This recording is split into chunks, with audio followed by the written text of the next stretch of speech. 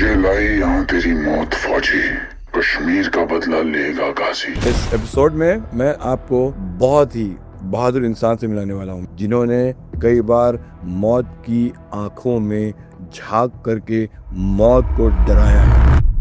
Mister Narendra Dubey, he was officer from border security force BSF। गाजी बाबा ने जो आतंक मचा रखा था, देखने के दिन गए, असली शोर मचाना है तो पिस्टल चलाना होगा। उस आतंक को इन लोगों ने कैसे अपनी जान की बाजी लगा के उसको खत्म किया। ग्राउंड जीरो फिल्म जो है, जिसमें जनाब इमरान हाशमी जो है मेन भूमिका निभा रहे हैं। 61st Battalion BSF NNE Dubey reporting ma'am। वो मिस्टर नरेंद्र दुबे के कारनामों पे आधारित है। उसको लोग गाजी बाबा क्यों कहते थे? उसका असली नाम तो था ताहिर नदीम राणा। गाजी एक्चुअली टेररिस्ट के नजरिए से एक खिताब है जो फतह करने वाला। उसको लश्कर तोयबा के पैरेलल प्रूव करना था खुद को। 27 अगस्त 2003 को श्रीनगर एयरपोर्ट पर प्रधानमंत्री महोदय आए, तो जो उस दिन सुसाइड दस्ता था 27 के लिए, उसने मौका ढूंढा और लाल चौक के ग्रीन में होटल पर उन्होंने सुसाइड अटैक कर दिया। PM was still in Srinagar। हमारी बटालियन ने एक जिंदा पाकिस्तानी सुसाइडर को पकड़ लिया। आई was the head of the command for that time. तो उसको फिर हमने इस इंट्रोगेशन पॉइंट पर ब्रेक किया, तो उसने एक्सेप्ट कर लिया कि मैं अंसार भाई हूँ। अब एंजाइटी हमारी बढ़ती जा रही थी कि ये डिप्टी चीफ है गाजी बाबा का, और ये अलाइव है, और ये पाकिस्तानी और जैश ए मोहम्मद का है, और आज 28 तारीख को इसी को टास्क भी मिला था सुसाइड अटैक करने का। ये कोई साधारण आदमी नहीं है। गाजी बाबा के 2 फुटप्रिंट उस साल ट्रेस हुए थे नूरबाग एरिया में।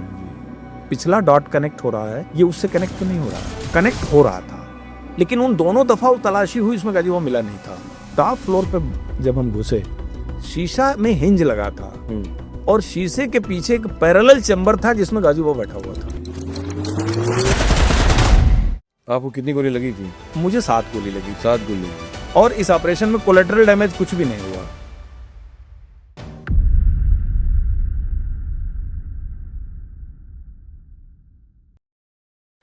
सर, मैं आपसे जानना चाहूंगा वो कहानी, अगर आप खुद आपकी ज़बानी, कैसे हुई और क्या हुई?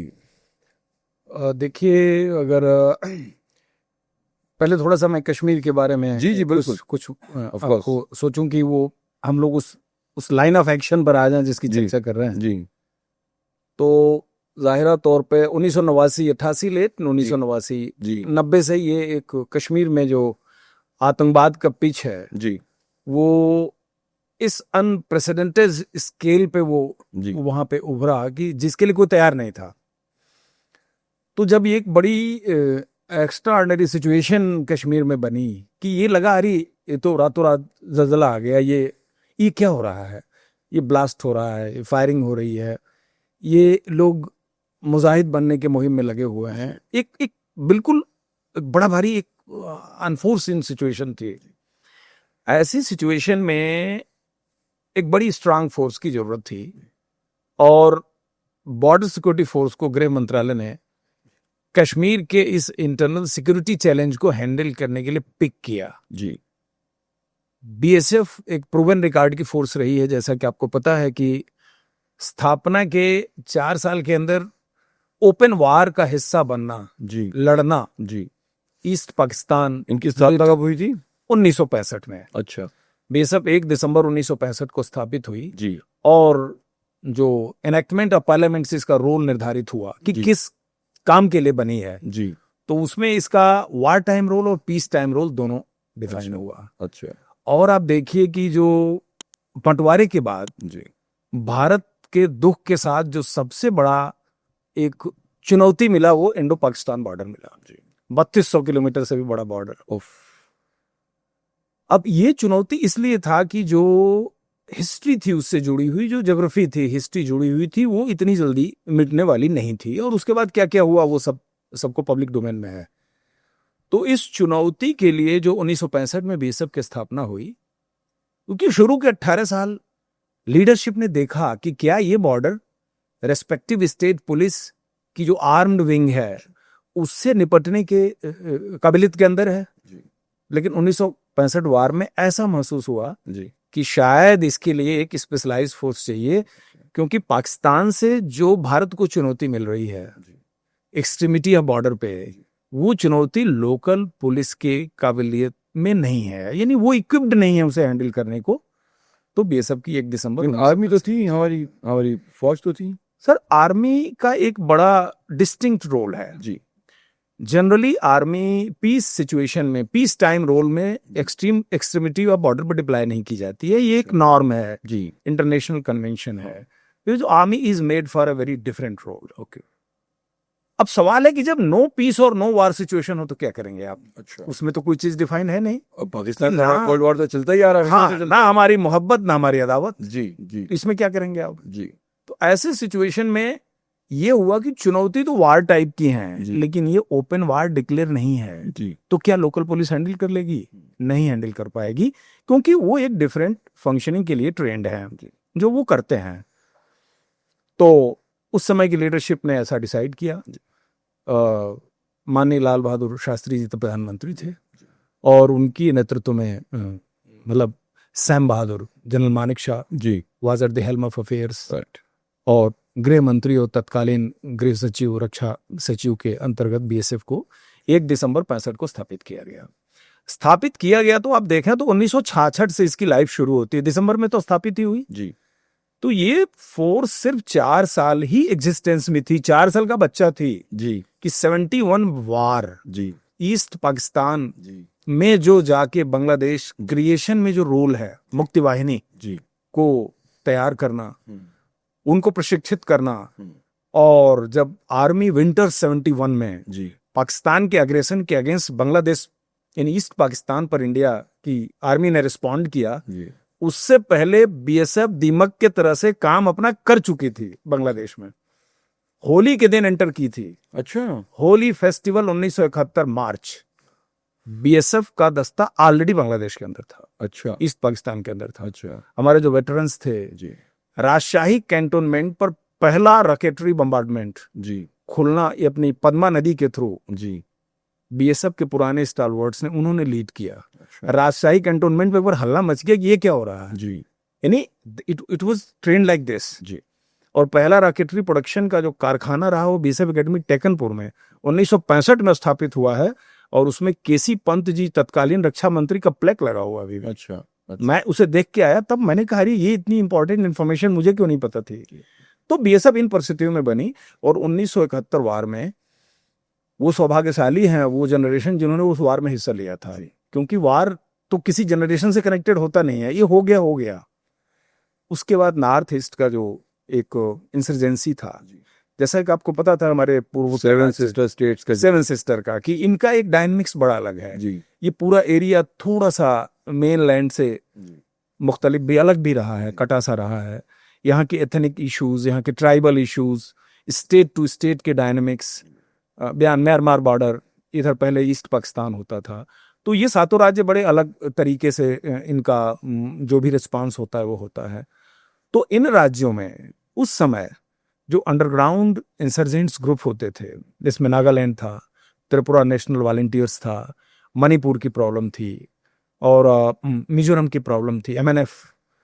इन सारे इंसर्जेंट्स ग्रुप को हैंडल करना, इनके वायलेंट एक्टिविटी को कंट्रोल करना, नगा बटालियन को सरेंडर करा के बीएसएफ रेगुलर बटालियन में कन्वर्ट करना। जी आप सोचिए 111 112 battalion BSF converted Naga battalion की फोर्स है। जनरल जो है तो फर्स्ट कीर्ति चक्र ऑफ बीएसएफ, अच्छा ही वाज अ जनरल, मतलब वो कमांडेंट थे लेकिन उनको जनरल बोला जाता था। ही वाज अ फर्स्ट केसी ओके इन बीएसएफ। तो ये एक बहुत बड़ा काम था कि आप एक इंसर्जेंट माइंड को जी आप नेशनल मेन स्ट्रीम में डाल रहे हैं, and you being an officer from the mainland, आपके ही वो सबऑर्डिनेट हैं, जी आप उनके भरोसे वैसे ही हैं जैसे किसी और के साथ होते हैं। और बड़ी वफादारी और खुददारी के साथ काम किया उन्होंने, और बीएसएफ का परचम नॉर्थ ईस्ट में इन कन्वर्टेड बटालियन ने बहुत अच्छा चलाया। उनकी अपनी एक कल्चर है। बढ़िया। तो इस प्रूवन रिकॉर्ड के बाद बीएसएफ शिफ्ट होती है to handle the challenges of Punjab, जी जैसा आपको पता है। जी जी जी 80वीं दशक में, आई मीन पोस्ट 1980, जी पोस्ट 1980 में जो आपका हमारे जो जनरल साहब थे पाकिस्तान में, जी तो जनरल साहब, हाँ तो कौन? हाँ हम लोग तो जियाउल हक। जियाउल हक साहब, जी जी, तो तो उनका भारत जो- को बहुत क्षति पहुंचाई है। बिल्कुल क्षति बड़े पहुंचाई अलग है। से उनका नाम ले रहे हैं आप। हमारे फोर्स में क्या है कि सीनियर अफसर को इज्जत के साथ ही बुलाते हैं, तो हमने उस नजरिए से उनको जनरल साहब कहा। जी तो उन्होंने ब्लीड इंडिया थ्रू 1000 कट्स का जो नारा दिया, उसके तहत पंजाब प्रोजेक्ट उन्होंने सबसे पहले चुना जी कि आखिर उनकी इस मुहिम का टेस्टिंग ग्राउंड कौन सा होना चाहिए। ऑब्वियसली पंजाब, क्योंकि इससे अच्छा लैंड बॉर्डर नेबरिंग उनको मिल नहीं सकता था, और बंटवारे में भी सबसे ज्यादा दुख पंजाब और बंगाल ने झेला, जैसा कि आपको पता है। यही दो स्टेट हैं सही है, जो सबसे ज्यादा लूजर रहे हैं, राइट। और इनकी आइडेंटिटी तहस नहस हो गई। तो उन्होंने पंजाब को टेस्टिंग ग्राउंड बनाया। तब तक हमारे लैंड बॉर्डर्स फेंस नहीं हुए थे, अच्छा, और अनफेंस्ड लैंड बॉर्डर का इन्होंने बड़ा बेजा इस्तेमाल किया। और जो पंजाब की यूथ थी, जो थोड़ी सी एक डिफरेंट माइंडसेट की तरफ जा रही थी, उसमें कुछ चुनिंदे लोग जिन्होंने एक टेरर ग्रुप जो फॉर्म किया, जिस खालिस्तानी बबर खालसा इंटरनेशनल जी और तमाम सिख यूथ फेडरेशन, इस टाइप के ऑर्गेनाइजेशंस जो हुए, तो इन्होंने पंजाब के अंदर एक खालिस्तान की मांग की, और उस खालिस्तान के मांग करने का जो गुब्बारा था, उसका पूरा हाइड्रोजन पाकिस्तान ने भरा, पाकिस्तान का पूरा काम, राइट। उनको ही लगा कि यार इससे अच्छा मौका क्या है। जी डिवाइडेड पंजाब की लैंड तो वही थी, जी और उन्होंने ओपन लैंड को बहुत ज्यादा मिसयूज किया। लेकिन बीएसएफ इस प्रॉब्लम के थिक में थी। BSF was a force chosen to handle the Punjab problem also. और मैं पंजाब टेररिज्म के डिक्लाइन के फेज का पार्ट रहा हूं 1 साल। अच्छा, तब मैं राजस्थान से पंजाब की तरफ शिफ्ट हुआ था, और ये 80 का दशक खत्म हो रहा था और 90 का दशक शुरू हो रहा था जी तो ये जो कॉमन 3 साल था ना, जी इसमें पाकिस्तान ने जी गैस के चूल्हे के दोनों बर्नर पे मेनू चढ़ा दिया। यानी इधर पंजाब भी चल रहा था पैरेलल, हाँ, उधर कश्मीर शुरू हो गया। अच्छा, तो ये 4 साल का जो फेज था, जी बीएसएफ इन 4 सालों में दोनों फ्रंट पे डिप्लॉयड थी, और most of the officers after serving in Punjab they had to shift directly from Punjab to Kashmir, जिसको कहते हैं कि reward of good work is more work.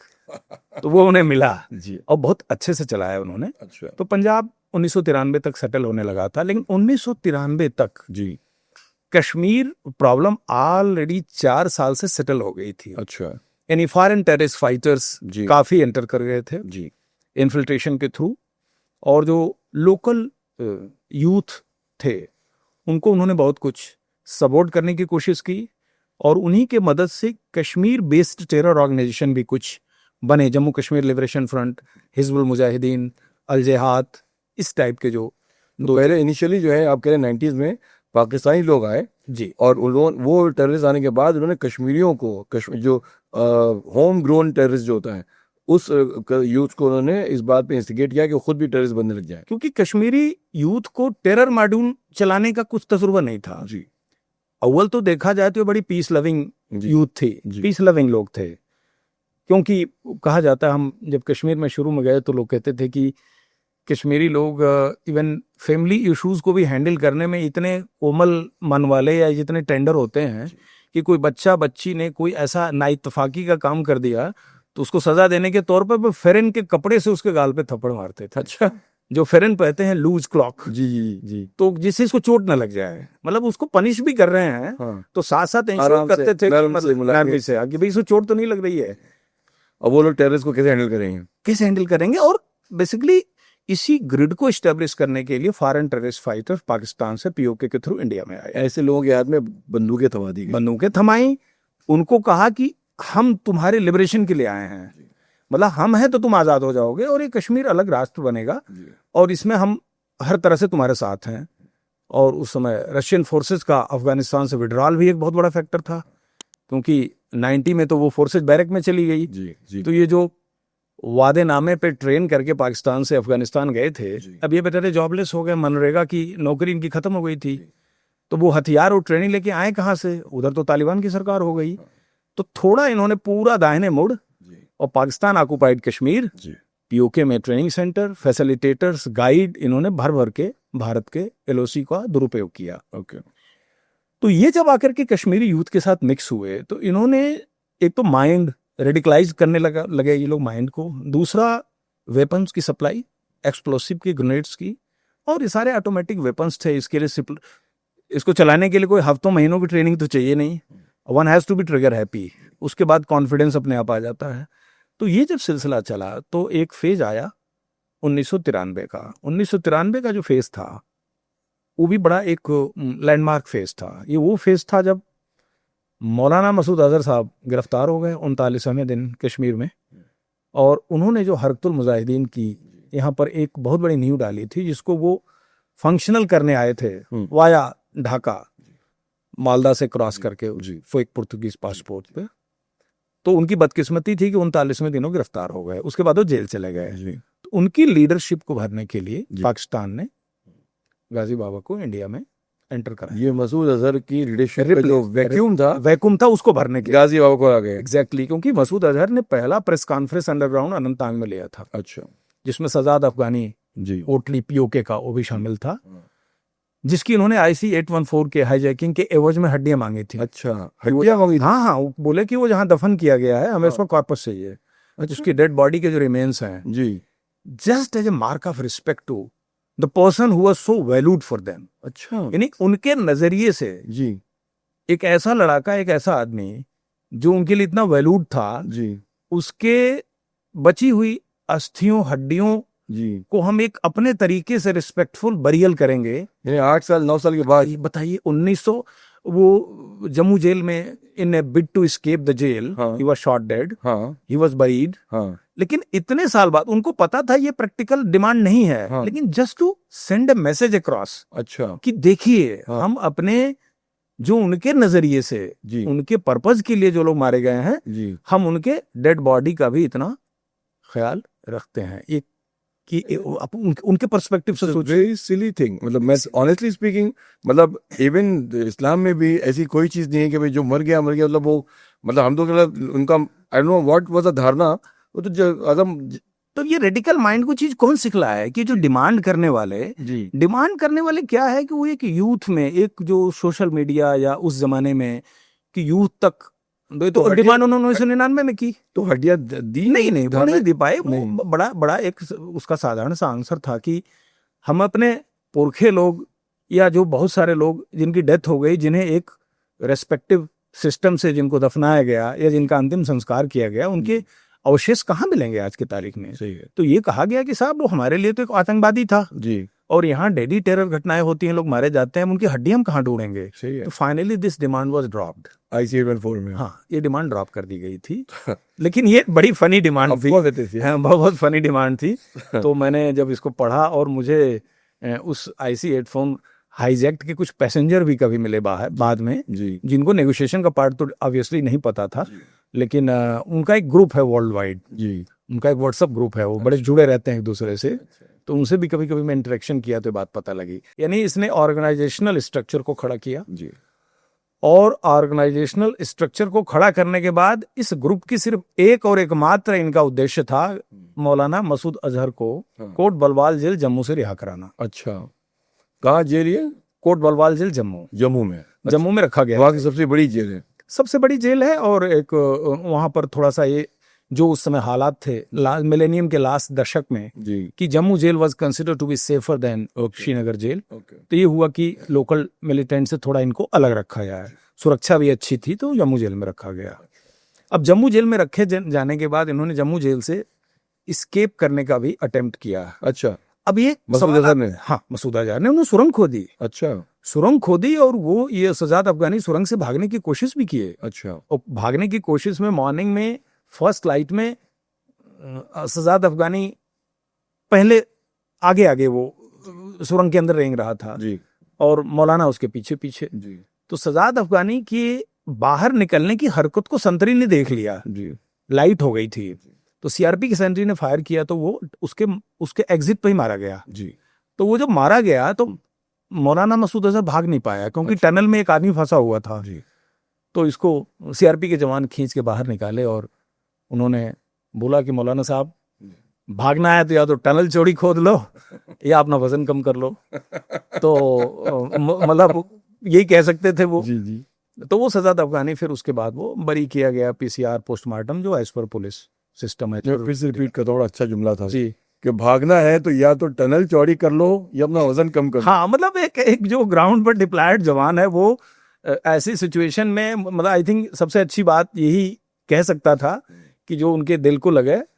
तो मौलाना साहब को वो बहुत नागवार भी लगा जी। और उन्होंने बोला कि कोशिश फिर आप मौलाना साहब कह रहे हैं, सॉरी मेरी प्रॉब्लम है कि मैं बिल्कुल एक डिफरेंट कॉन्टेक्स्ट में कह रहा हूँ, मैं आपको इज्जत नहीं बख्श रहा हूँ। नहीं, आप खाली नाम लीजिए तो भी ना। चलिए ठीक है, बहुत बढ़िया, मैं आपकी बात का ख्याल रखूंगा। जी जी जी जी उनको जब मैं कहता हूँ, जी मतलब मैं तो उसको के बजाय उनको, उन्होंने तो हमारे प्रधानमंत्री को अबू जहल कहा था। जी जी जी अबू जहल कहा था। बताइए, जैसे मोहम्मद ने हमारे माननीय प्रधानमंत्री को ये संज्ञा दी थी कि इससे बड़ी क्या बात हो सकती है। तो ये तो हमारे संस्कृति क्या है और ये हमारे सभ्यता का पार्ट है कि मैंने ऐसा बोला। जी। तो उसके बाद 94 में एक घटना होती है जिसमें 3 या 4 टूरिस्ट को जी हरकत छह लोग थे। जी 6 जो लोग थे वो 95 जुलाई में हुआ था। अच्छा आरू पहलगांव से। अच्छा ये एक और किडनैपिंग उससे पहले हुई थी जी जिसमें बाद में छोड़ दिया गया था और उसमें भी डिमांड हुई थी। डिमांड बहुत ज्यादा पब्लिक नोटिस में नहीं आया था जी। लेकिन जिसकी चर्चा अभी आपने किया है ये जुलाई अगस्त 1995 का है। अच्छा आरू पहलगांव अनंतनाग से, अच्छा जिसमें 6 फॉरेन टूरिस्ट को किडनैप किया गया था। अच्छा जिसमें नॉर्वेजियन था, ब्रिटेन थे, हाँ एक का गर्दन काट दिया था जी हाँ जी हाँ जिसमें जनरल जकी साहब हाँ और इयन राम मोहन साहब वो हेलीकॉप्टर रेकी में जी एक जिंदा टूरिस्ट को उन्होंने रेस्क्यू किया था। जी। और बाद में उसके बयान से पता लगा कि कैसे ये कांड हुआ और टेररिस्ट कब आए और किधर की तरफ लेके गए। तो एक गाजी बाबा उसमें इन्वॉल्व था उस चीज में। उसकी प्लानिंग थी टोटल। अच्छा गाजी बाबा क्या रहा कि फेसलेस रहा। 2001 जनवरी तक वो फेसलेस रहा। अच्छा 2001 93 से 2001 8 साल तक फेसलेस ला, कहीं पब्लिक अपीयरेंस में नहीं आता था वो। अच्छा ये आई थिंक उसकी सबसे बड़ी स्ट्रांग क्वालिटी हुई थी जी कि कहीं पब्लिक फेस नहीं दिखाता था वो। अच्छा यहाँ तक कि जब वो प्रोक्लेम्ड ऑफेंडर बना पार्लियामेंट अटैक केस में, जी उस समय भी उसकी कोई फोटो नहीं थी। अच्छा तो खाली ये कंप्यूटर स्केच के बल पे वो सर्कुलेट किया गया था कि ये ऐसा दिखता है, हाँ ऐसा ये हो सकता है। तो उसमें इन्वॉल्व था वो गाजी बाबा। वो पार्लियामेंट केस में तो अटैक गाजी में- बाबा मेन ऑफेंडर था। वो सारे लोग तो मार दिए गए थे पार्लियामेंट अटैक में। जो पार्लियामेंट अटैक जो हुआ, जो एक्चुअल सुसाइडर्स थे वो तो जी। 5 मारे गए। जी। ये बिल्कुल सही बात आपकी है। लेकिन 5 के मारे जाने के बाद जो इनसे मोबाइल रिकवर हुआ डेड बॉडी से, जी और जो उस अटैक के इन्वेस्टिगेशन में जो लोग पिक किए गए, जी जो लोग गिरफ्तार किए गए, उनके बयानात से और पूरे एविडेंस इकट्ठा करने के बाद ये चीज सामने आई कि इसका असली आर्किटेक्ट तो गाजी बाबा है, जो कि कश्मीर में बैठा हुआ है। अच्छा उसने पूरी प्लानिंग, एम्बेसडर कार को अरेंज कराना, फर्जी नंबर प्लेट लगवाना, एमएचए का हैंडीकैम से जूम कैमरा के थ्रू फर्जी पास चिपकाना, उसके अंदर आरडीएक्स सप्लाई करना, उसके पूरे बूट को मॉडिफाई कराना आपके तिलक मार्केट दिल्ली में, जी फिदाइन को भेजना दिल्ली, उनके वेपन को भेजना, ये सारा कार्रवाई गाजी बाबा के जरा निगरानी में हो रही थी। अच्छा वो सैटेलाइट फोन से पूरी चीज मॉनिटर कर रहा था, अच्छा क्योंकि इनके मोबाइल फोन से सैटेलाइट फोन का नंबर रिकवर हुआ था जो गाजी बाबा यूज करता था। अच्छा हमारे इनकाउंटर के बाद वो सैटेलाइट फोन बरामद भी हुआ था। अच्छा उसमें एक नहीं, एक से ज्यादा सैटेलाइट फोन मिले थे जी। उसके हाइड आउट से। एक तो जो खुद यूज करता था जी। और कुछ उसके satellite phone already part of store थे। तो अब उससे गाजी बाबा की कहानी पे आ जाते हैं, क्योंकि मुझे लगा कि उस कहानी को भी बहुत विवरण के गाजी साथ बाबा सुना का चाहिए। क्या हुआ कि IC-814 के जी जो उसके अपहरण के बाद, जी जैसा कि आप समझ रहे हैं कि पूरा नक्शा चेंज होता है जब मिलेनियम चेंज होता है। जी 24/25 दिसंबर 1999 को IC-814 हाईजैक होता है करेक्ट और 31 दिसंबर 1999 को वो जी कंधार के टारमैक पे रिलीज होता है। करेक्ट इसके बाद 20 दिन लगता है जैश ए मोहम्मद की स्थापना में। अच्छा 21 जनवरी 2000 को मौलाना मसूद अजहर ने बहावलकोट पाकिस्तान में जैश ए मोहम्मद की स्थापना की घोषणा की, अच्छा क्योंकि he became overnight hero. Indian jail से कंधार टारमैक पे वो आके रिहा हुआ और मुझे तो जो जानकारी वो भी है कि उसका ओसामा बिन लादेन ने बड़ा इस्तकबाल किया था। अच्छा उसके स्वागत में डिनर हुआ था अफगानिस्तान में। अफगानिस्तान में हाँ, और क्वेटा बॉर्डर के थ्रू वो पाकिस्तान में एंटर किया। उसामा ने अपना मौलाना मसूद अजहर हाँ और सैयद मोहम्मद उमर शेख जी और मुश्ताक अहमद जरगर जी 3 एक साथ गए थे। जी तो इनका 31 दिसंबर की रात को प्रॉपर स्वागत हुआ था। मुल्ला उमर की सरकार थी, आपको पता है उस समय। मुल्ला उमर ऑफ कोर्स हाँ, और क्वेटा बॉर्डर से लोग एंटर किए। हाँ। इसका सबूत मिलता है जो कि अबू जिंदल था जी। मौलाना मसूद, इसका जो अफगानिस्तान में 9/11 का मोस्ट वांटेड था, इसके जब बाद में पकड़ा गया वो जिंदाल नहीं, जैसे जो अपना जो 9/11 का मुख्य अभियुक्त था अमेरिका के WTO पे जिसने अटैक किया था, ओसामा बिन लादेन। हाँ ओसामा का जो पर्सनल सिक्योरिटी गार्ड था अबू जिंदल, हाँ। जो बाद में पकड़ा गया था, अमेरिकन हाँ, फोर्सेज ने उसे पकड़ा था, उसके इंट्रोगेशन में ये बात आई थी। अच्छा। और उसके बंकर से बोर्डिंग कार्ड पूरे बरामद हुए थे, जो हाईजैकर्स उसी रात वहां छोड़ के चले गए थे जब जा रहे थे। अच्छा जो त्रिभुवन इंटरनेशनल एयरपोर्ट काठमांडू में जी IC 814 के अंदर दाखिल होने से पहले बोर्डिंग कार्ड यूज किए थे, जी। जो इन्हें काठमांडू में ही हैंडओवर हुए थे, अच्छा, वो बोर्डिंग कार्ड भी बरामद हुआ। कहाँ से हुआ था? ये हुआ जो बंकर हाँ। Bunker busting drill American forces की जब अफगानिस्तान में हो रही थी, अबू जिंदल को जहां से पकड़ा इन्होंने, तो बंकर से, यानी जो हाइड आउट इनका, वो बोर्डिंग पास उनको तब मिले हैं? इसलिए कि ये लोग उस रात पार्टी वार्टी हुई, वहां से गए, बोर्डिंग कार्ड आदमी जेब से फेंक देता है, जी डस्टबिन में डाल देता है, कहीं फेंक देता है। अब तो उनके लिए वो यूजलेस था, जी। लेकिन उन्हें नहीं पता था कि बाद में अगर इस तरह का कुछ ऑपरेशन हुआ तो ये एक एविडेंस के तौर पर मिलेगा। तो ये बोर्डिंग कार्ड शेयर हुए थे एज एविडेंस कि ये बोर्डिंग कार्ड्स हैं, फलाने जगह से मिले हैं, और उस रात की ये कहानी थी। जैसे ओसामा का भी उसमें कनेक्शन दिखा उसके अंदर। ओसामा कितना डायरेक्टली इन्वॉल्व था उसका मेरे पास कोई तो रिसर्च नहीं है, लेकिन इतना जरूर है कि they were welcomed by Osama bin Laden. और दूसरा, अब उसमें मुल्ला उमर की सरकार थी, तालिबानियों की सरकार थी, ओसामा बिन लादेन उस समय अफगानिस्तान में ही था, जी। तो ये तो हमें मान के ही चलना पड़ेगा कि ये हर चीज उसको भी पता थी। तो मतलब मुल्ला उमर ने इसको मसूद अजहर को जो इसने वेलकम किया, हाँ। और उसके बाद जाने के बाद उसने जाके जैश ए मोहम्मद की उसने स्थापना की 21 जनवरी 2000 को। राइट। 21 जनवरी को जब स्थापना की तो जैश ए मोहम्मद एक नए अवतार में आया, क्योंकि इससे पहले जैश ए मोहम्मद एग्जिस्टेंस में नहीं था, इस नाम से नहीं था, क्योंकि एक नई घटना से ये उभर के आए थे, तो अपना एक ब्रांड चाहते थे, तो अपने ब्रांड को उन्होंने जैश के तौर पर स्थापित किया। Okay. और उसी के ठीक एक महीने बाद गाजी बाबा मागम जो आपके श्रीनगर से बारामूला रोड जाता है, वहां से आप जब पहलगांव का जो उल्टा साइड है, जो गंडौला पॉइंट है आपका, वहां पर एक गांव है, उस गांव में इसने इंटरव्यू दिया था जी न्यूज को। गाजी बाबा ने लाइव इंटरव्यू दिया हुआ। आप तो कह रहे थे फेसलेस था। फेसलेस, अब उसका जवाब दे रहा हूं मैं आपको। अच्छा। वो वाकई में इंटरव्यू में फेसलेस है। अच्छा। क्योंकि उसने पूरी नकाब लगा रखी है, सिर्फ उसकी आंख दिख रही है, लेकिन कैमरा ऑन होने से पहले वो फेस हटा के बात किया था रिपोर्टर से। अच्छा। क्योंकि गाजी बाबा के इनकाउंटर के बाद उसके डेड बॉडी को पहचानने के लिए, शिनाख्त के लिए वो रिपोर्टर बुलाया गया था। अच्छा। ओके। क्योंकि इस रिपोर्टर ने बोला सर कि कैमरा ऑन से पहले उसने इनफॉर्मल हमसे बात किया पहले। अच्छा।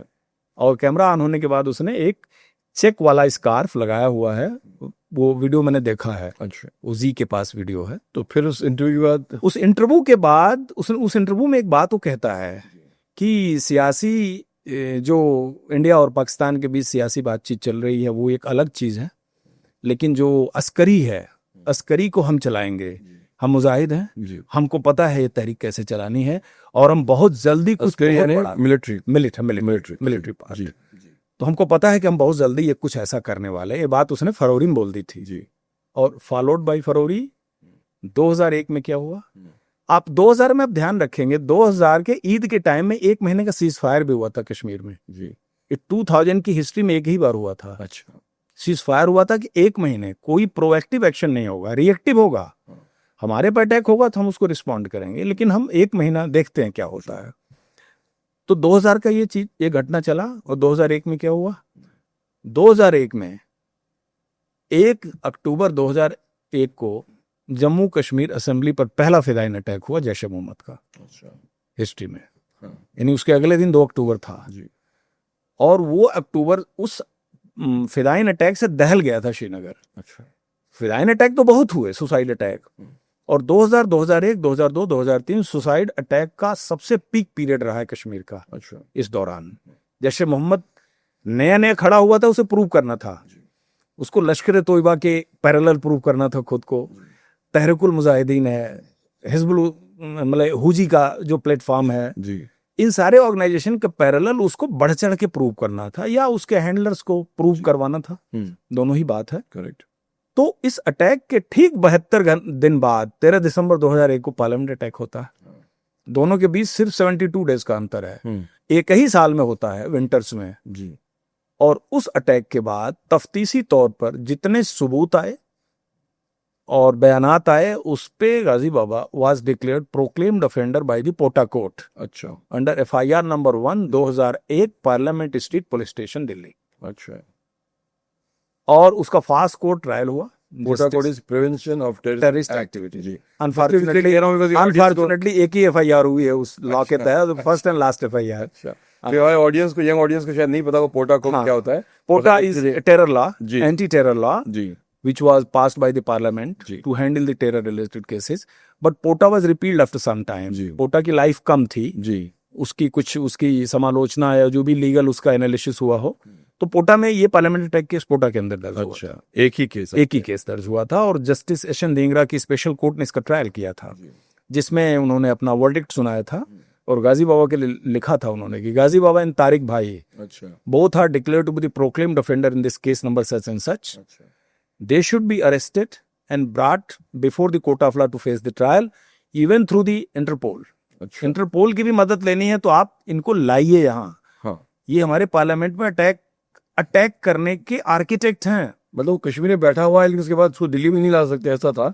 नहीं, वो उस तक पहुंचे तब तो, अच्छा। गाजी बाबा तक तो कोई पहुंच ही नहीं पाया तब तक। आपकी बीएसएफ, आपकी आर्मी, बीएसएफ थी, आर्मी भी थी, पुलिस भी थी, लेकिन गाजी बाबा ने बड़ा स्ट्रेटेजिकली जो त्राल के जंगल हैं हाँ, और गंदरबल जकूरा का जो हाई रीचेज है उसका हाइड आउट बाद में पता लगा कि उस एरिया में ज्यादा था अच्छा, और वो सिटी में आता ही नहीं था। अच्छा, और उसके फॉलोअप में सन 2000 उसका एक नाम में- क्या था? उसको लोग गाजी बाबा क्यों कहते थे? उसका असली नाम तो था ताहिर नदीम राणा। जी, ताहिर नदीम राणा, और वो चिरचिल पाटनी गांव, बहावलपुर पाकिस्तान, पंजाब का रहने वाला था। पाकिस्तानी था वो? पाकिस्तानी था, बहावलपुर का? बहावलपुर का। ये बहावलपुर के ही मौलाना मसूद अजहर का कश्मीरी?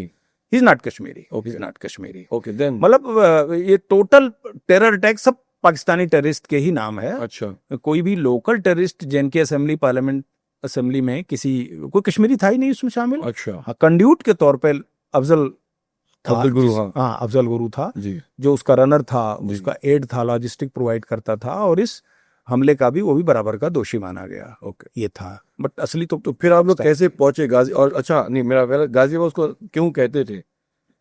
गाजी एक्चुअली एक उनके टेररिस्ट के नजरिए से एक खिताब है जो फतह करने वाला, हाँ, जीतने वाला, एक जो victorious warrior. Ghazi is a respectable Yes, warrior, is Valiant warrior. Yes, जीतने वाला, कि मतलब जहां जाता फतह कर लेता है।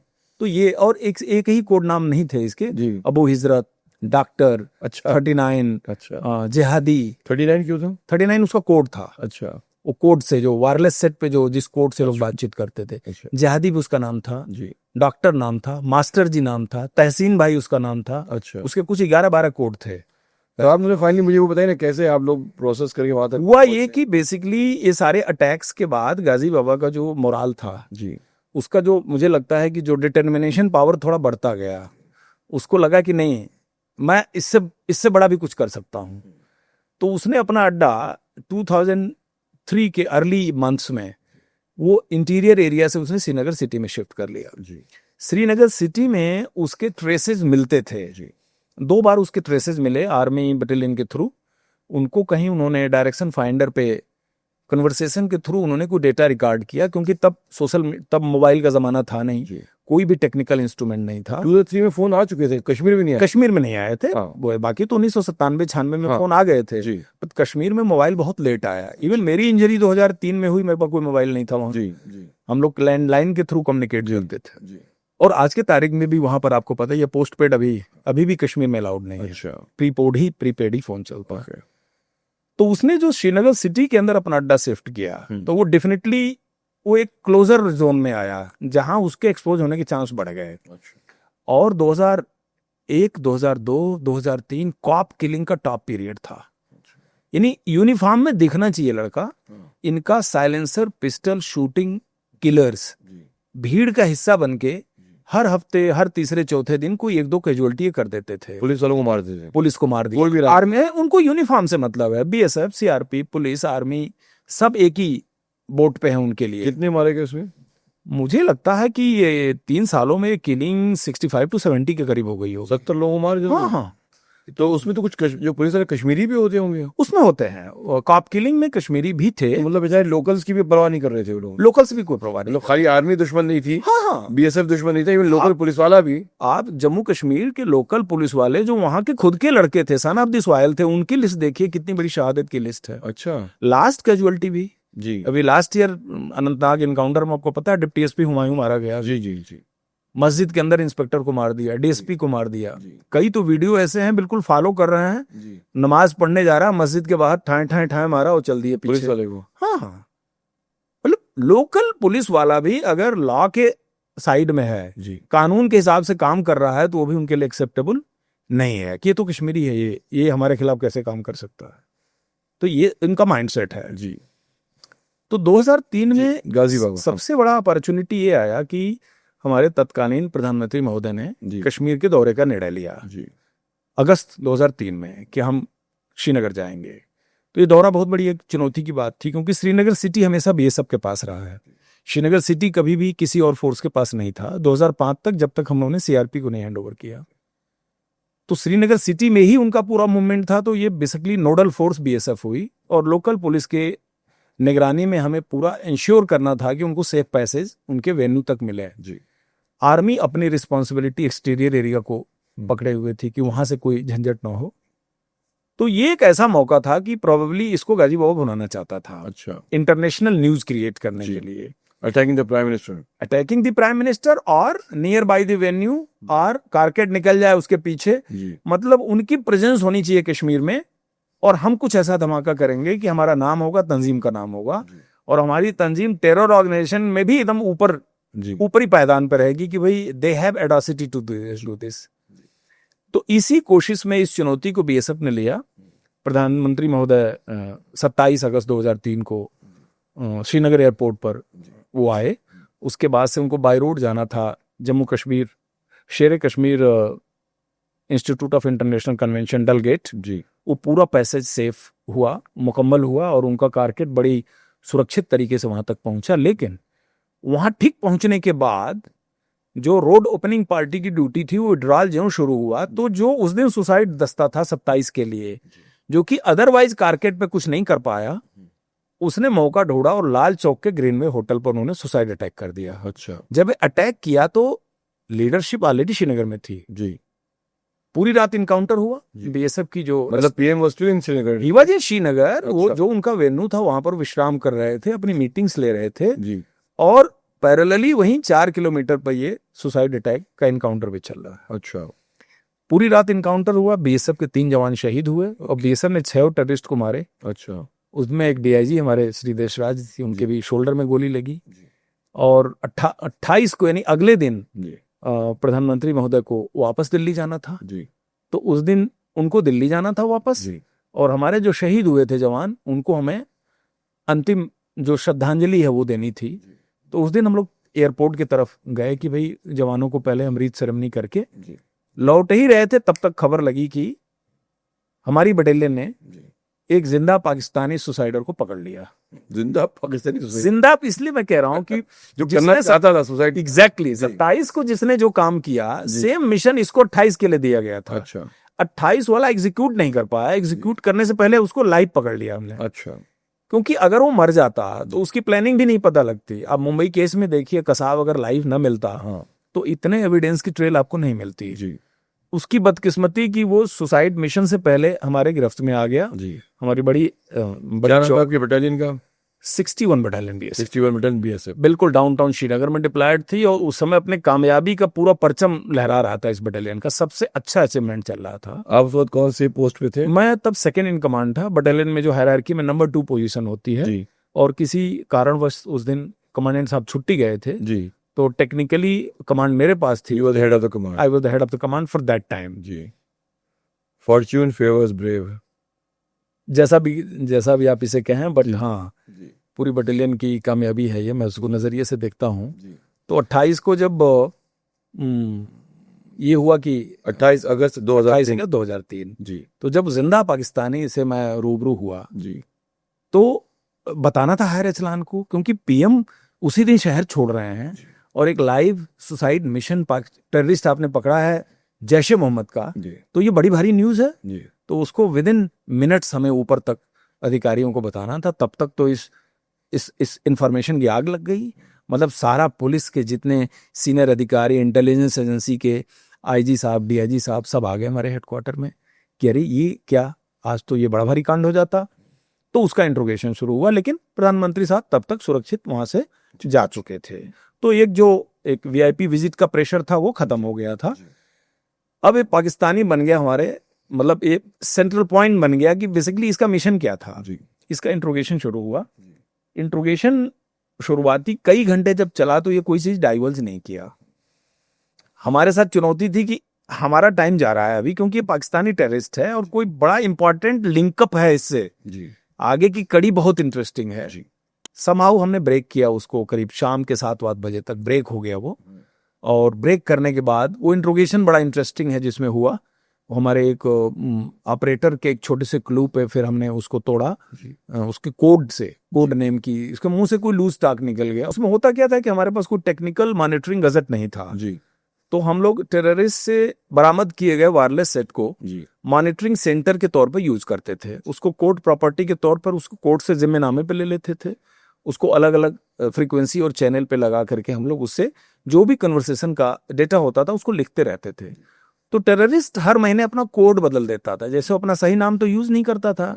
कभी बोल रहा है मैं 7 बोल रहा हूँ, कभी बोल रहा है मैं 39 बोल रहा हूँ, 39 फॉर 47। हाँ अब आप डिकोडिंग करते थे कि 39 कौन है, 47 कौन है। अच्छा तो आपके पास कोई कोड तो होता नहीं था, लेकिन जो वो बोल रहा है वो पैटर्न आप लिखते जाते थे। जी तो 5-7 दिन पहले आर्मी के 2 जवानों की किलिंग हुई थी हमारे बिल्कुल पास के एरिया में। जी शाम के समय वो कुछ परचेजिंग कर रहे थे, पिस्टल शूटर आए, दोनों को मारे और भाग गए। अच्छा वो डेड बॉडी हम ही उठाए, हम ही लोग उसे इवैक्यूएट किए, इसलिए मुझे वो केस खुद ही पता है। अच्छा तो भागते समय जो ये कन्वर्सेशन कर रहे थे, यानी एक किलर अपने कमांडर को रिपोर्ट दे रहा है, कंप्लायंसेस दे रहा है कि मैंने ये किया, वो रिकॉर्डेड था हमारे पास।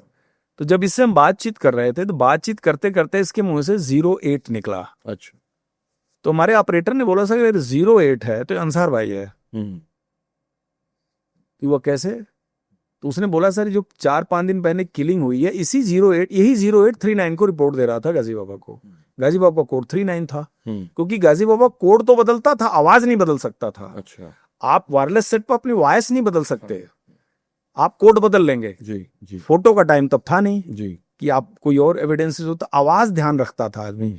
भारी आवाज है, उसका पिच, उसका रिदम, उसका वॉल्यूम, बोलने का एक्सेंट, यही सब कुछ पकड़ के जी एक ह्यूमन इंट के तरीके से उसको प्रिजर्व रखते थे। जी जब हमने कहा अंसार इंटेलिजेंस, ह्यूमन इंटेलिजेंस, जो कि बड़ी इंपॉर्टेंट चीज है, ऑफ कोर्स, क्योंकि आज के एआई के टाइम में, टेक्निकल इंटेलिजेंस के टाइम में जो हम लोग ह्यूमन कनेक्ट है ना, जी ये ह्यूमन इंटेलिजेंस जो बीट सिपाही के लिए भी लागू है, सिविल पुलिस के सिपाही के लिए भी, और ये टेरर एरिया में भी लागू है।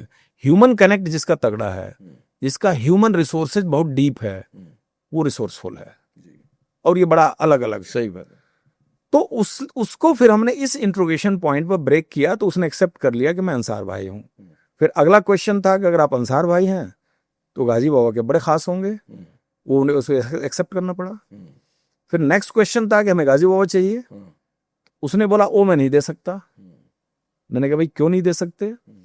कहा साहब हम एक दूसरे का हाइड आउट नहीं जानते हैं, इवन मैं कहाँ रहता हूं उसको नहीं पता है, और वो कहाँ रहता है मुझे नहीं पता है।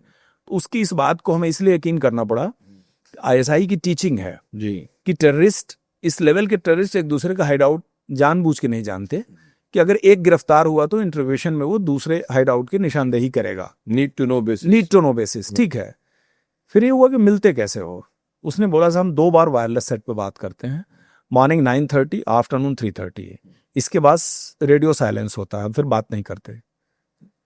फिर बात करने के बाद मिलते कैसे हो? कहा कि हम एक दिए हुए जगह पे मिलते हैं, वो जगह कई बार चेंज भी हो जाती है। ज्यादातर कहाँ मिलते हो? बोला साहब जो नालामार रोड पे ईदगाह है, बहुत बड़ा ईदगाह ग्राउंड है, आई मीन कई सौ मीटर में, हाँ, सौरा मेडिकल कॉलेज के ठीक पहले जी एक एंड से दूसरा एंड दिखता नहीं है, इतना बड़ा है। खेलते भी हैं लोग उसमें, क्रिकेट खेलते हैं, कार सीखते हैं। कहा उसके किनारे रथपुरा का एक छोटा सा कोने में एक छुपा वाला एरिया, वहां मिलते हैं। तुम जब कॉल करते हो तो कितने देर में आ जाता है? तो उसने बोला यही कोई 10 से 15 मिनट। कैसे आता है? पैदल आता है, साइकिल से आता है, टैक्सी से आता है? कहा ज्यादातर ऑटो या पैदल आता है। तो इस बात से हमने लिंकअप किया, जो हमको गाजी बाबा के 2 फुटप्रिंट उस साल ट्रेस हुए थे नूरबाग एरिया में जी। डायरेक्शन फाइंडर से उनके काल साइन का जो हम लोगों ने लैटिट्यूड और लॉन्गिट्यूड निकाला था, वो इनपुट आर्मी से मिला था। तो हमने उससे कनेक्ट किया कि अगर यह है तो कहीं वो जो पिछला डॉट कनेक्ट हो रहा है ये उससे कनेक्ट तो नहीं हो रहा। कनेक्ट हो रहा था, लेकिन उन दोनों दफा वो तलाशी हुई, इसमें गाजी वो मिला नहीं था, क्योंकि वो एक हाइडिंग में था। अच्छा। एक बड़ा ही टेक्निकली डिजाइंड हाइड आउट के अंदर था, अच्छा। जहां तक आप पहुंच ही नहीं सकते थे जब तक कि उसका आर्किटेक्ट आपको नहीं मिलता। अच्छा। तो इतनी बात के बाद बोला सब ये है, तो हमने अंदाजा लगा लिया कि ये नियर बाई एरिया में ही कहीं रह रहा है, कि अगर 15 मिनट में पहुंच जाता है तो मेरी समझ से ये कोई 2-3 किलोमीटर के एरिया में ही रह रहा होगा। ठीक है। तो उसने कहा साहब सवेरे 9:30 आप वायरलेस सेट पे बात कराना, मैं उसको बोलूंगा, वो किसी जगह पे बुलाऊंगा और आप उसके बाद आप ऑपरेट कर लो। तो हमने कहा वो प्लानिंग हम सवेरे देखेंगे।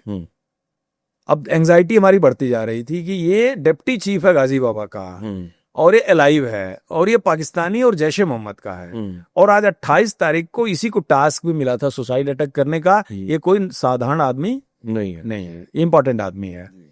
तो हमने कहा आखिर तुम्हारा भी तो कोई ठिकाना होगा। कहाँ? हमारा एक ठिकाना है, और उसमें मेरे साथ एक मेरा कोलीग पाकिस्तानी टेररिस्ट भी है, आप वो ठिकाना ले लो, मेरी जान बख्श दो। तो हमने कहा वहीं से शुरू करते हैं। तो वो ठिकाना भी करीब 1.5-2 किलोमीटर पे एक छाताबल एरिया है जी, उसमें एक घर था। तो हमारा प्लान बना कि रात को हम करीब 11 बजे रेड करेंगे, और 11 बजे रात को रेड करेंगे। पाकिस्तानी होगा तो इनकाउंटर होगा, इसका अगर कोलीग होगा तो इनकाउंटर, नहीं हुआ तो इसकी रिकवरी करेंगे, माल असबाब जो भी इसके पास है। तो हम लोगों ने उस रात को उसका घेराबंदी की, 28 की रात को। और एक किचन के नीचे पैरेलल तहखाना था, जिसके वाल के अंदर स्पीकर्स रखे थे, उसको हटाया तो कोलैप्सेबल शटर था नीचे जाने का।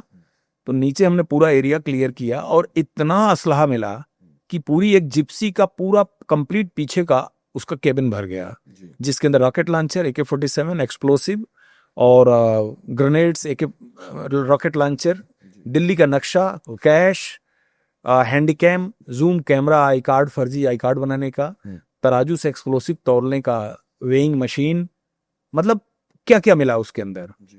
तो वो पाकिस्तानी जैश ए मोहम्मद का एक आर्मरी था, जहां से वो लोकल टेररिस्ट को असलहा बारूद सप्लाई करता था। वो रिकवरी करने के बाद हम चलने लगे, तो हमने मकान मालिक को साथ लिया, उससे बातचीत शुरू की। तो मकान मालिक बहुत जल्दी ही डाइवर्स कर गया।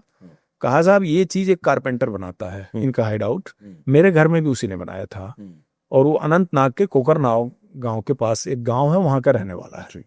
उसको अगर आप पिक करो तो आपको बाकी चीजें मिलेंगी। तराल की कुछ हाइडें हमको पता है, मैं बता दूंगा। 6 लाख में ये मकान जैश ए मोहम्मद ने रजिस्ट्री कराई थी, मेरे नाम कैश, उन्होंने पैसा, उन्होंने फंडिंग की थी, मेरे नाम में मकान है, और उसके बदले ये एहसान मैं चुकता करता हूं कि ये हमारे हाइड आउट है इनकी। ठीक है, लॉजिकल था, समझ में आ गई बात। आईजी को खबर करी तो विजय रमन सर रात को ही आ गए, जो हमारे आईजी थे, जिनकी अभी कुछ दिन पहले डेथ हुई है। एक बुक उन्होंने अभी एक लिखी है, लॉन्च हुई है जी। तो जब उन्होंने पूरा आकर के हमारे यहाँ वेपन का पूरा जखीरा देखा, तो उनकी तो आंखें मतलब बिल्कुल फटी सी कि इतना वेपन श्रीनगर सिटी में। ये हुआ कि सर अभी तुरंत उस कारपेंटर को वो लाना बड़ा जरूरी है। तो बोले रात का टाइम है, मत जाओ, तुम इनको इंट्रोगेट करो, वहां की लोकल बटालियन को बोलता हूँ, वो लोग उसे ढूंढ के अभी रात को ले आएंगे।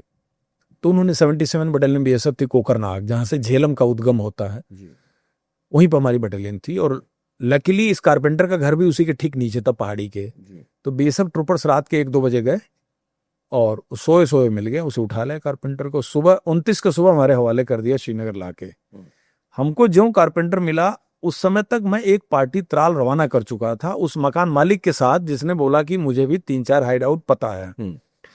लेकिन वो हाइट्स ऑलरेडी ब्रोकन थी कि कोई न कोई उस हाइड आउट्स तक पहुंचा था, जिसने उसको बस्ट किया था। उसमें कुछ रिकवरी नहीं हुई, लेकिन निशानदेही सही थी कि हाँ वहां था। तो एक बात तो पता लग गया कि जो बयान दे रहा है वो सही बयान दे रहा है, रिजल्ट हो चाहे ना हो। 9-10 बजे तक वो पार्टी आ गई। हिमांशु गौड़ एक ऑफिसर गया था। अब 29 का पूरा दिन निकल गया हमको इंट्रोगेशन करने में इस कारपेंटर का। तो कारपेंटर ने कुछ भी चीज डाइबल्स नहीं की, शाम तक वो कुछ नहीं बोला। एसएसपी श्रीनगर भी बैठे थे, हमारे डीआईजी बैठे थे, हमारे आईजी इंटेलिजेंस के ऑफिसर, सारा कार्रवाई होता रहा और फाइनली वो मकान मालिक से उसको कन्फ्रंट कराया कि 2 में 1 तो झूठ बोल रहा है। तो उस समय उसने कह दिया कि साहब हाँ हमने बनाया है, मुझे ये नकाब डाल के लाते थे, इस तरह के हाइड आउट बनाते थे, पैसा देते थे, फिर हमको छोड़ देते थे। कहाँ कहाँ है कैसा हमको याद कुछ भी नहीं है।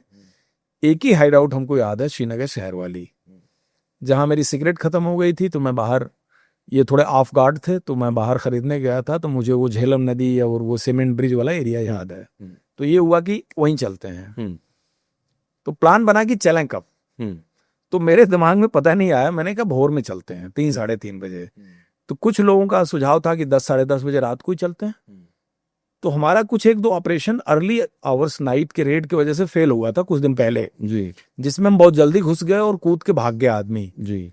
वो अप्रोप्रिएट टाइम नहीं था। हमने कहा मोस्ट ऑड आवर में चलते हैं, 3:30 का टाइम डिसाइड हुआ और इधर रात के 11 हो गए थे इंट्रोगेशन होते होते। तो अब ये तो क्लियर हो गया कि क्या आगे होने जा रहा है जी।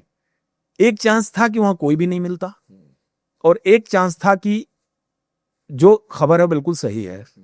3:30 सुबह हम सब इकट्ठा हुए, ऑपरेशनल पार्टी तैयार हुई, पुलिस के अधिकारी लोग बातचीत करके चले गए थे। उन्होंने बोला जो कोई जरूरी हमसे मदद चाहिए तो आप ले लो। एसएचओ थानेदार ने बोला सर हमारा चौकी इंचार्ज साथ जाएगा आपके, वो एक पुलिस रिप्रेजेंटेटिव होना जरूरी है। और जम्मू कश्मीर पुलिस के साथ हमारा बहुत ही क्लोज कोऑपरेशन के साथ काम चल रहा था, बहुत ही ज़्यादा। मतलब एक मिसाल थी कि उस टाइम की जनरेशन आज के जनरेशन को किस स्टडी में पढ़ाती है कि फोर्सेज एक दूसरे से मिलके जो काम करते हैं। तो आप वो एरा देखो जिस एरा में किसी का अचीवमेंट नहीं था, सबका काम था। हमने मकान घेरा और मकान को शाम को हमने सिविल गाड़ी में देख लिया था ऑलरेडी। हमारी पार्टी गई थी, उसकी रेकी कर ली थी। मकान को घेरते ही ऊपर लाइट जली तो जनरली वहां क्या होता है कि अगर मकान के लोगों को पता लग गया कि घेराबंदी हो गई है, तलाशी होने जा रही है, तो लोग लाइट जला के रहते हैं। उनको पता है आएंगे, तलाशी लेंगे, अपना काम करेंगे, चले जाएंगे। या वो गहरी नींद में है तो लाइट नहीं जलाएंगे। लेकिन लाइट जलाई और फिर बुझा दी, ये नहीं होता है। बट इस केस में ये हुआ तो शक हुआ। तो बीनू चंद्रन एक ऑफिसर मेरे साथ था और सीपी त्रिवेदी, हिमांशु गौड़। हमने बोला आप क्या करें? मैंने कहा नहीं अभी तो अंदर घुसना है। तो उन्होंने कहा यहाँ से विड्रॉल नहीं है अब ये तो कंक्लूड करके ही चलेंगे हम लोग, अब वापस जा नहीं सकते जी।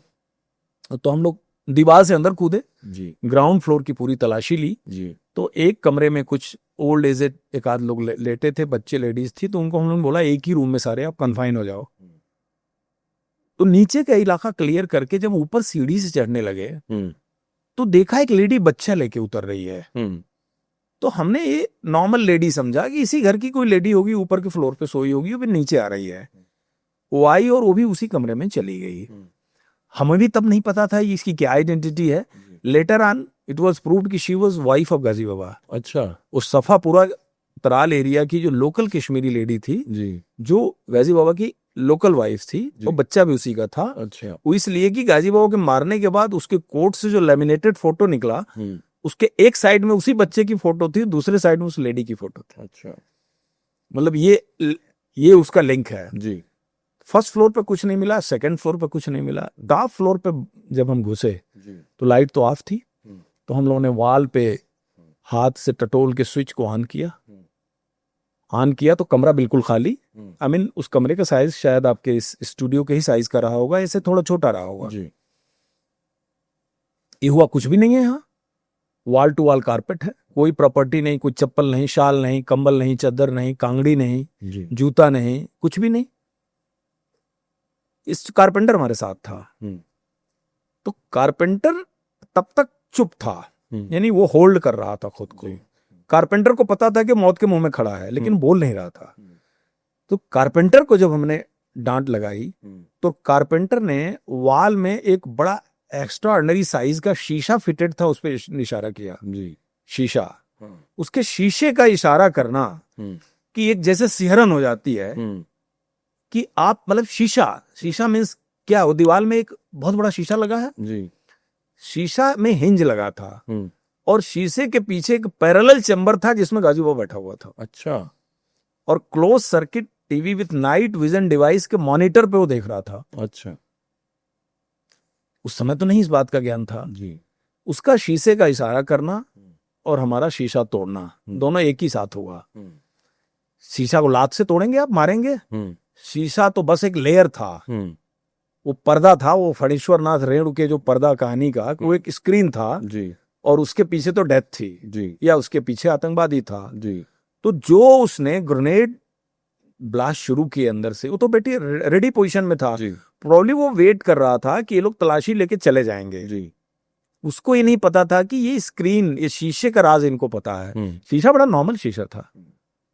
ग्रेनेड का ब्लास्ट किया और एक दफा तो पूरे कमरे के अंदर धुआं धुआं बिल्कुल, और एग्जिट रास्ता एक ही था, वही सीढ़ी। जी उस सीढ़ी से या तो हम भागते या राजीव बाबू भागता, दो और कोई भागने का जरिया नहीं था। जी उसका ग्रेनेड मारना, हमारा फायर करना, और पहले ही झटके में बलबीर सिंह जो हमारे साथ का कांस्टेबल था उसको गोली लग गई। अच्छा तो बलबीर सिंह साइड में गिर गया, उसको गिरते हुए मैंने देखा। और ग्रेनेड के स्प्लिंटर से हमारे 2 ऑपरेटर थे, वो इंजर्ड हुए, उनको छोड़ना पड़ा जगह। और एक नील कमल कांस्टेबल, राजेश भदौरिया, कुलदीप जी ये भी, इनको भी छोड़ना पड़ा जगह, because all were minor injury सबको हो गई। नीलकमल के तो हाथ में भी गोली लगी, उसकी एक उंगली उड़ गई। बलबीर शहीद हो गया। अब अंदर हम 3 लोग बचे, मैं, सीपी त्रिवेदी, बीनू चंद्रन, तीनों ऑफिसर। जी तो मुझे अब जो उसकी सिचुएशन याद है कि एक अचानक शॉक, अचानक ऐसी सिचुएशन की ये क्या हो गया, गोली भी आ रही है, ग्रेनेड भी फायर हो रहा है, लोग गिर भी रहे हैं, मतलब ये सब साइमल्टेनियस हो रहा है। जी 14 राउंड फायर करने के बाद मेरी राइट हैंड लटक गया जी और मैं 2 चीज जो देखा कि एक ब्लू टाइप कुछ पहने हुए एक आदमी की बॉडी उस शीशे के सामने मुंह के बल लटकी हुई।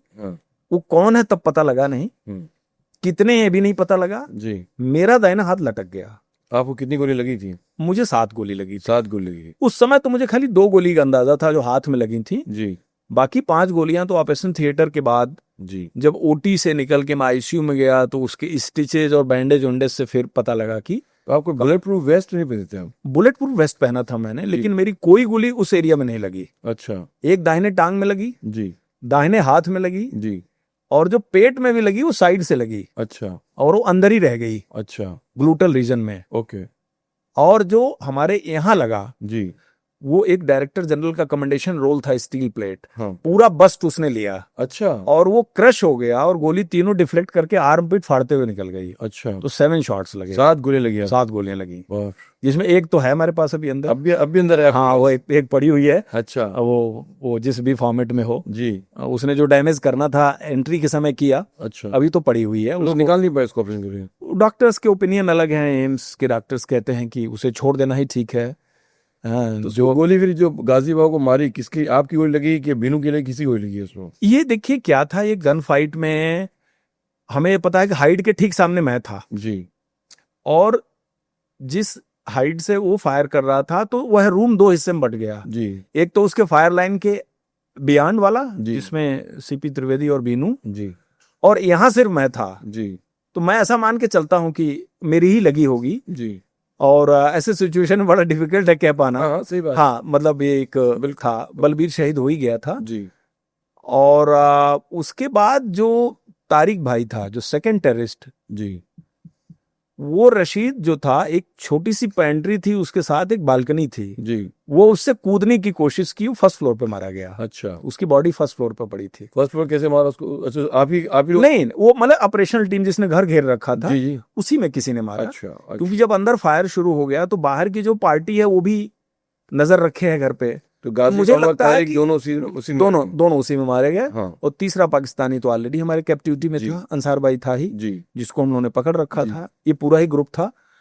तो मारने जैश का जो टॉप रंग था वो फिनिश कर दिया। फिनिश इस 13 वर्ष तक, उस अच्छा। घटना के बाद 13 साल तक जैश ए मोहम्मद नहीं उठी, अच्छा क्योंकि ये घटना अगस्त 2003 की है जी। और पठानकोट एयरबेस अटैक 2 जनवरी 16 को हुआ है। अच्छा, आप देखिए हिस्ट्री। जी जी। तो 2003 अगस्त और 16 के बीच जैश की घटना आपको नहीं मिलेगी। 13 ये साल तक 13 वर्ष तक जी। इतना स्ट्रांग टेररिस्ट था। जी और आज वही जैश एक्टिव है। और 2 दिन पहले भी जो घटना हुई है, जी सैफुल्ला अभी कठुआ में जो परसों मारा गया है, जी। जैश का कमांडर था वो। अच्छा यानी जैश ही कश्मीर में आज की तारीख में जी सबसे लीड टेररिस्ट ऑर्गेनाइजेशन है। जी। तो गाजी बाबा का मारा जाना उस समय का एक इंडिया के ओसामा बिन लादेन का मारा जाना था, डिप्टी प्राइम मिनिस्टर का बयान था। और इस ऑपरेशन क्या कहा उन्होंने कि इंडिया का उसामा, इंडिया का ओसामा बिन लादेन था, डिप्टी पीएम का बयान था। अच्छा कि अमेरिका 9/11 के मेन एक्यूज्ड ओसामा लादेन को अभी भी ढूंढ रहा है, जी, क्योंकि ओसामा बिन लादेन तो 2006-7 में मारा गया। हाँ लेकिन हम बड़े फख्र के साथ कह सकते हैं जी, कि हमारे पार्लियामेंट पर अटैक करने वाले मुख्य टेररिस्ट को हम लोगों ने 17 महीने में जी, मार गिराया। ये उन्होंने बड़े प्राउड के साथ बयान दिया था। ओके, तो उस गाजी बाबा का इस हिसाब से जाके, और इस ऑपरेशन में कोलेटरल डैमेज कुछ भी नहीं हुआ। जी, किसी सिविलियन को एक गोली नहीं लगी थी, एक आदमी को सिंगल गोली नहीं लगी थी, सिर्फ और सिर्फ प्योर ऑपरेशन हुआ बीएसएफ के लोगों को ही। बिल्कुल। तो फिर ये ऑपरेशन के बाद आप लोगों को मेडल वगैरह मिले, सरकार ने आपको सराहा इस बात पे, क्या हुआ? हाँ, इसका सरकार ने इस ऑपरेशन को बहुत रिकॉग्नाइज किया। जी, इवन श्री BS बेदी जो ex director general JNK police थे, यूपी कैडर के थे, जिनको स्पेशली टेररिज्म कंट्रोल करने के लिए भेजा गया था, उनका ये बयान था कि इनकाउंटर मैंने बहुत देखे, लेकिन जो एक्चुअल इनकाउंटर है, मैं इस इनकाउंटर को उस इनकाउंटर के कैटेगरी में मानता हूँ। अच्छा, और इसको जेके पुलिस का भी बहुत सपोर्ट था। उन्होंने लास्ट में क्लियरिंग ऑपरेशन में बहुत ज़्यादा BSF के साथ मिल के काम किया। और क्योंकि ये सब मेडल्स एक सिंगल ऑर्गेनाइजेशन के रिकमेंडेशन पे नहीं मिलते हैं, इसमें इंटेलिजेंस ब्यूरो का रिकमेंडेशन होता है, लोकल पुलिस के रिकमेंडेशन होता है, और ये बड़ा क्लियर कट जो रिकमेंडेशन गई थी गवर्नमेंट से, टोटो वही अप्रूव हुई जी। और 2 डिफेंस मेडल इसमें मिले। अच्छा। क्योंकि डिफेंस मेडल जनरली BSF को नहीं मिलते हैं। अच्छा। बड़ी ही एक्स्ट्रा ऑर्डिनरी सिचुएशन में ही मिलते हैं जी। तो कीर्ति चक्र और शौर्य चक्र अच्छा इस ऑपरेशन में मिला, और 10 president police medal for gallantry मिले। और 8 जवानों का आउट ऑफ टर्न प्रमोशन हुआ। अच्छा। और 1670 लोगों को डायरेक्टर जनरल का कमेंडेशन रोल मिला। 1670 लोगों को डायरेक्टर जनरल का commendation roll. Director general BSF इतने खुश हुए कि सुपर किंग एयरक्राफ्ट जब दिल्ली से उड़ा जी मौकाए वारदात पे पहुंचने के लिए जी, तो वो ब्लैंक सिग्नेचर करते गए DGCR पे, और लास्ट में पहुंचने पे बोले कि जो ऑपरेशन में हिस्सा लिए उनका नाम इसमें भर लेना। वाह। तो पूरे एयर में जितने देर रहे उन्होंने जितना साइन किया। और उनके साथ ये भी इत्तेफाक था कि जब पार्लियामेंट पर अटैक हुआ तो कमिश्नर दिल्ली पुलिस थे वो जी, और जब उसका मेन एक्यूज गाजी बाबा मारा गया तब वो BSF के मुखिया थे। अच्छा, क्या नाम था उनका? श्री अजय राज शर्मा। अजय राज शर्मा।